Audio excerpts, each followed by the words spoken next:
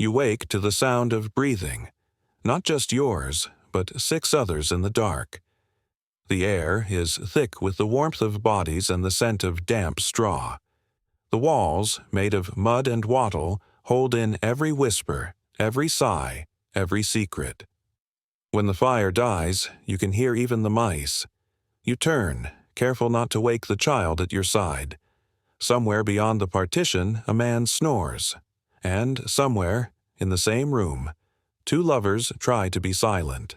If you can hear me from your own bed tonight, wherever in the world that may be, take a moment to imagine living your entire life in one room. No walls to hide behind, no doors to close. Privacy wasn't stolen. It simply didn't exist. As you watch, let me know where you're tuning in from. Are you in London, Delhi, São Paulo? Isn't it remarkable that across continents and centuries, we all share this need for warmth, for closeness, for a bed to call our own? If that thought intrigues you, stay with us and subscribe, because this story is only just beginning. In the Middle Ages, a bed was never just a bed. It was a boundary line between life and death, between duty and desire. For the poorest, it was a heap of straw shared with children, kin, even livestock. For the wealthy, it was a carved monument to status, a canopy of linen and oak surrounded by attendants and family. Yet in every case, the bed was not private. It was communal, watched and known. In a 13th-century English cottage, excavated in Warham Percy, archaeologists found a single hearth and traces of a sleeping platform built into the wall. No separate chambers, no corridors. The family, husband, wife, children, perhaps a grandparent, would all sleep within a few feet of each other. The animals were brought inside at night, their breath warming the air. Imagine the sounds, the shuffle of hooves, the sigh of sleep, the soft mutter of dreams. And beneath that, the quiet rhythm of a couple trying to love each other, not in secrecy but in defiance of the noise around them. To the medieval mind, such closeness wasn't shameful. It was life. The family bed was both necessity and inheritance. It held births, deaths, and everything in between. A man might draw his final breath where his child was conceived. The mattress became a witness, an object saturated with memory.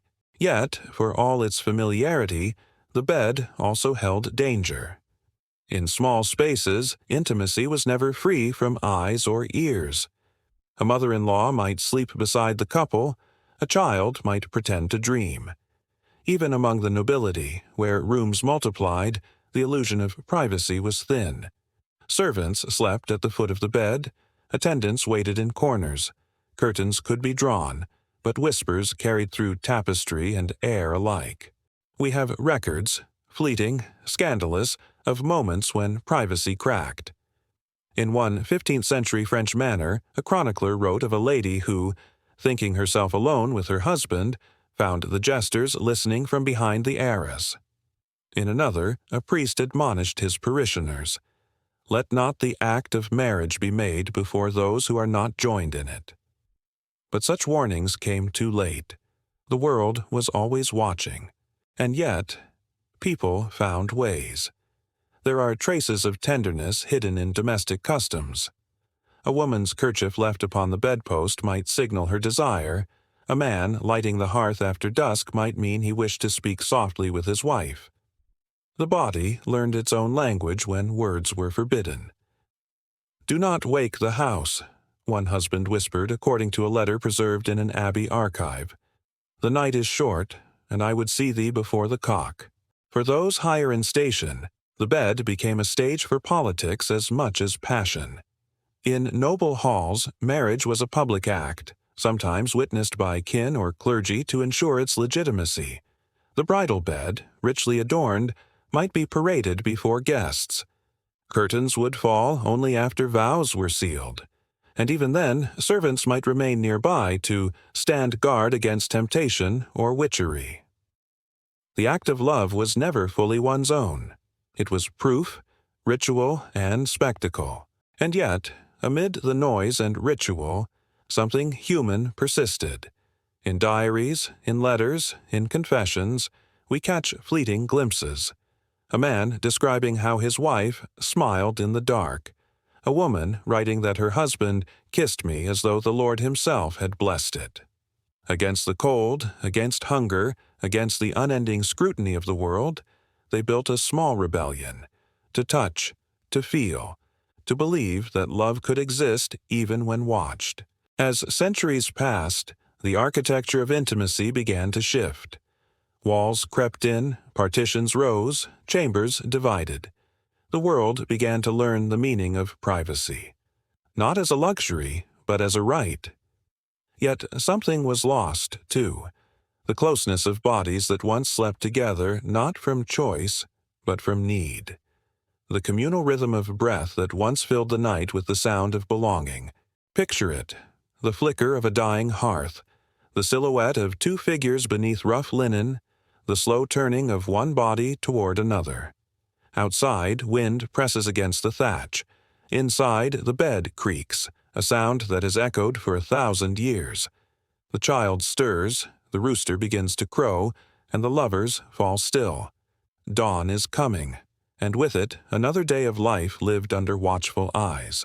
But the story of how people learned to love in silence, to whisper desire beneath the gaze of family and faith, is far from over. In the next chapter, the candlelight burns lower, and the whispers become prayer.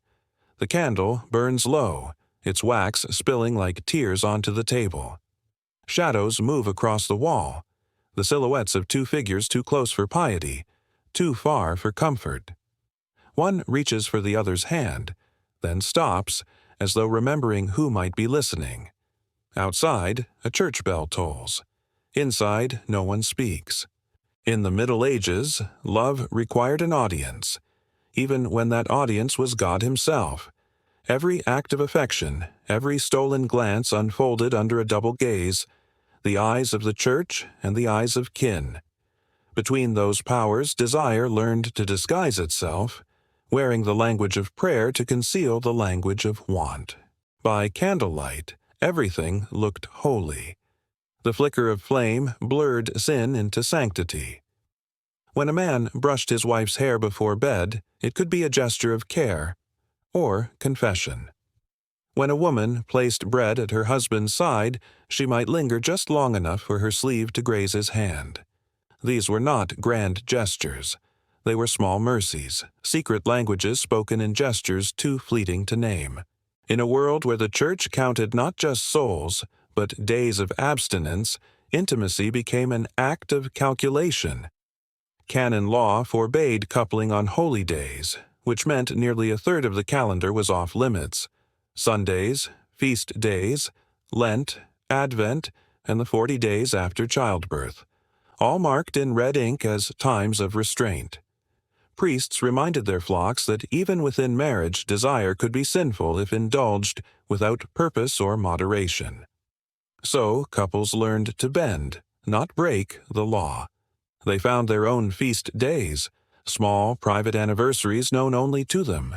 Confession became the battleground where love met fear. Imagine a young woman kneeling before the screen, her voice trembling. "Father, I have thought impure thoughts of my husband." The priest's answer might shift between mercy and menace. "The flesh is weak," he would murmur, "but the Lord sees all." She would leave, forgiven but frightened, her thoughts no longer her own. The church had colonized even her imagination. And yet, it was under the same church's roof that lovers found refuge. Candlelight confessionals, dim chapels, cloisters after vespers, these were spaces of both temptation and tenderness. The same flame that illuminated the altar also lit the shadows where hands brushed by accident. One chronicler from Paris wrote of a nun who wept during prayer, but not for God. The Church had given Europe a script for holiness. Humanity, in turn, scribbled desire in its margins. Superstition added its own choreography. Lovers feared the evil eye, charms and curses that might twist affection into madness. Some tied ribbons soaked in holy water around their wrists. Others burned sprigs of rosemary beneath the bed. To gift a candle was a declaration. To light it together, a promise. But such gestures had to appear innocent. The line between piety and passion was drawn in candle flame. Too bright, and it burned. Too dim, and it tempted. In the manorial halls of France, a wife might greet her husband with a kiss on the brow, a gesture of obedience. Yet her eyes could hold a defiance no prayer could cleanse. The troubadours of Provence sang of such women, ladies who smiled beneath their veils, whose prayers concealed forbidden hearts. She prayed, but not to heaven, one poet wrote, and her beads were counted in sighs. For peasants, desire was simpler but no less dangerous. In small villages, gossip was the currency of survival. A laugh at the wrong time, a look held too long, could ruin a woman's reputation. "A good wife keeps her eyes to the ground," said one sermon. But love is rarely obedient. In the fields at dusk, behind barns or under the eaves of a church, couples carved out slivers of freedom. Their courtship was a conversation of glances, gestures, and shared silences. A miller's wife in Lincolnshire left behind a rare confession. "We did not speak," she wrote, "for the house was full. I only set the candle by his bread, and he understood." That single motion, the placing of light before another, carried a weight no words could bear. In that moment, devotion and desire were one and the same. As the centuries turned, the Church's hold on intimacy deepened. Manuals for confessors listed hundreds of forbidden acts, naming sins in detail that betrayed fascination as much as fear. Each prohibition drew a clearer outline of what could not be said, could not be touched, could not be felt, and by naming it, made it real. The body became both sacred and suspect, the vessel of temptation and the proof of divine creation. But even within that web of sanctity, people found ways to whisper. A wife might lace her husband's shirt with lavender before a feast. A man might carve a cross above the door, both as protection and as plea. Every gesture, every shared glance, was a prayer disguised as survival. The candle guttered, the flame bent, and shadows shifted again. In that uncertain light, love wore its mask, of faith, of duty, of silence. The room glowed with the warmth of things that could never be spoken aloud. Outside, the wind carried the toll of midnight bells, marking another day claimed by God. Inside, two souls sat close enough to feel the same breath, but not to touch. Between them, a single candle burned down to nothing. And as the last ember died, so too did the illusion that silence meant purity. For in the medieval night, where light and shadow wrestled for dominion, the holiest thing of all was not prayer, but the courage to desire, even when heaven was listening. A cough, a prayer, then silence. The candle at the bedside trembles, guttering in its own wax. The woman turns away, pressing cloth to her mouth. She does not speak the word, plague, but it moves through the room all the same, invisible and certain. Outside, the streets are empty except for the sound of church bells tolling for the dead. Inside, two hands find each other in the dark, as though to prove that life still answers when called. In the year 1348, Europe began to die. Cities turned to graves, markets to morgues. The Black Death did not simply kill, it rewrote the texture of existence. In Florence, London, Paris, half of every household vanished within months. Priests refused to bury their own kin. Mothers sealed doors against children. And yet, amid this ruin, something strange occurred. Love, forbidden, unspoken, weary love, began to burn brighter. The plague did what sermons could not. It stripped life of its illusions, revealing the small, pulsing truth beneath. Lovers who had once waited for marriage now met in barns, in fields, in abandoned chapels. They no longer asked permission from priests or parents. What was sin to those who might not live till morning? What was shame to those already surrounded by corpses? One Florentine chronicler wrote, They clung to each other, not for lust, but to remember what it was to feel. In the records of Avignon, a friar notes the same pattern. Men and women lay together without fear of scandal, for all feared only death. The Church raged, declaring that pestilence was punishment for carnal corruption, yet its words fell into empty air. The people had stopped listening. There is a letter from Siena, written by a widow named Elisabetta to her sister. I sleep beside him, though I know he has the fever. When he coughs, I hold him still, for I would rather die so than live untouched. Her letter survives, though she did not. It is a testament not to recklessness, but to the desperation of being human when the world itself was ending. In towns where the dead filled carts by dawn, the rituals of intimacy transformed. The bed, once crowded by family, by servants, by witnesses, became a final refuge. Those who had shared their lives now shared their dying. A husband would close his wife's eyes, a wife would wash her husband's body before the priests came. There was no fear left between them. Death had already crossed the threshold, and yet this was not only a story of endings. Something in the collective heart began to change. The Church had long preached that love was duty, a means to populate God's kingdom.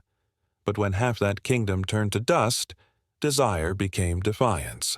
To reach for another hand, to press a mouth to another's skin, was to insist that the human body still mattered. "We lay together to spite the grave," wrote a merchant's apprentice in Bruges. "Each breath I stole was victory." Artists began to paint lovers entwined among skeletons. The dance of death, once a warning, became an emblem of persistence. Skeletons led the living not just to the grave, but through it, mocking the idea that fear could extinguish longing. Death became a partner in every embrace, a silent guest in every bed. In plague-stricken convents, even nuns recorded moments of fragile tenderness. One abbess, in a chronicle now hidden in the Vatican, confessed, "We held each other when the fever took our sisters, not for sin, but for solace. The Lord, I pray, will forgive us our humanity." Such confessions blur the line between devotion and desire, suggesting that perhaps the two had never truly been separate. But not all love survived the contagion. In some places, fear turned lovers into strangers. In Venice, a physician's diary describes a man locking his wife in their chamber when she began to cough, sliding bread through the door until her voice stopped. Guilt haunted the survivors more than the sickness ever could. The plague left behind not only empty houses, but hearts heavy with what was not said, the kiss not given, the hand not held. When the pestilence finally waned, Europe did not emerge as it was. Wills and letters from the late 1300s speak of a newfound intimacy. Words like beloved and my heart's companion, appearing where once only spouse or wife had stood. The language of affection softened. Love, once a contract bound by duty, had been remade by mortality into something personal, trembling, alive. Still, the fear of death never entirely left the bed. The scent of plague herbs, rosemary, sage, vinegar, lingered long after the bodies were gone. Couples continued to light candles for protection, but also, perhaps, for memory, the small flame that had survived the darkness. In one final account, a monk records a story told by a dying man.